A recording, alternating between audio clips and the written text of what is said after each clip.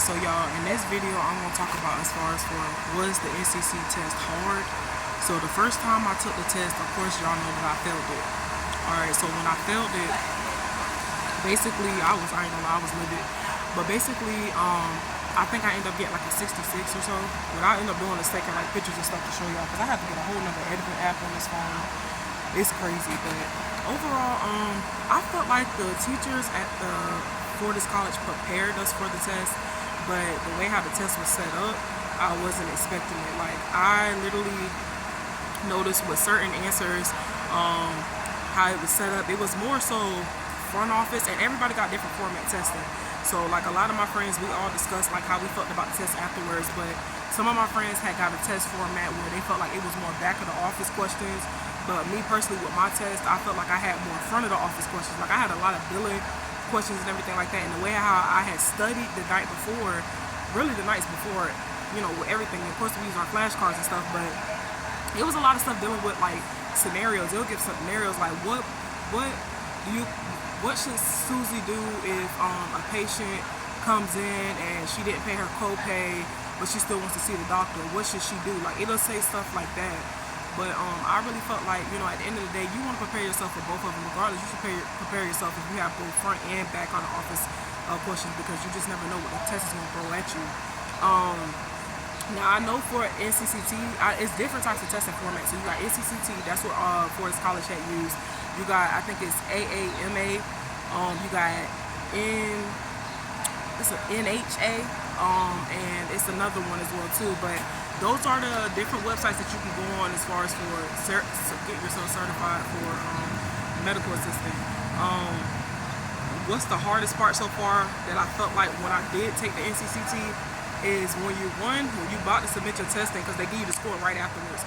When you about to submit your testing and you try to change your answers, I recommend to anybody, when you're done taking your test, don't change your answers. The reason why I say that is because your first answer, your first choice will be the right choice. What are some good study guides or anything like that? So at the library, the local libraries that I go to when I was in Florida, it's a purple book. It's a purple medical assistant book. It's real thick. That's like pretty much a format of what the test will be like. Then they also have on the NCCT website where you pay a little extra if you want to do like a practice test, and they give you a practice format of what the test will, you know, pretty much be like. So that's another thing. I don't know about any of the other testing agencies, but I know for a fact NCCT, you can pay at least like an additional $40 if you want to do like a practice test on it.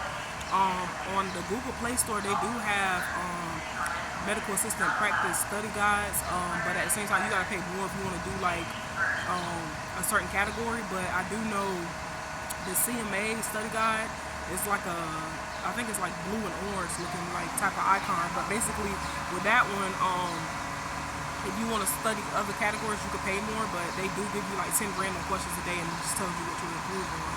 But for the most part, the NCCT, I just really feel like you can continue to keep trying. They give you 4 tries. The first 2 times that you take it, and you fail it, you can take it within the next 30 days. And I think the 3rd time that you fail it, you'll have to wait at least another 6 months, I think. And I think the 4th time you fail it, you got to wait a whole nother year.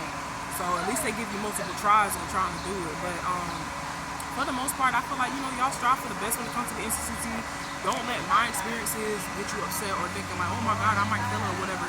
Some people are really good when it comes to the classwork, but then when it comes to the actual test, they sometimes have a hard time. And I ain't gonna lie, I'm one of those type of people. I could do the classwork all the time, but when it comes to tests, I always second guess myself. So that's one of the things that I do go through.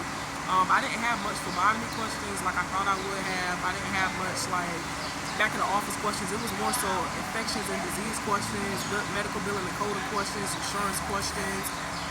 It gives you certain rhythms, like it'll show you which rhythm is this, and you got to tell which EKG rhythm it will be, whether it's tachy, or something like that, or sinus something. It's just certain rhythms that they'll give you, and then it'll show you like certain anatomy, physiology, like diagrams. They'll be like, what part of the body is this? Like it'll give you something like that.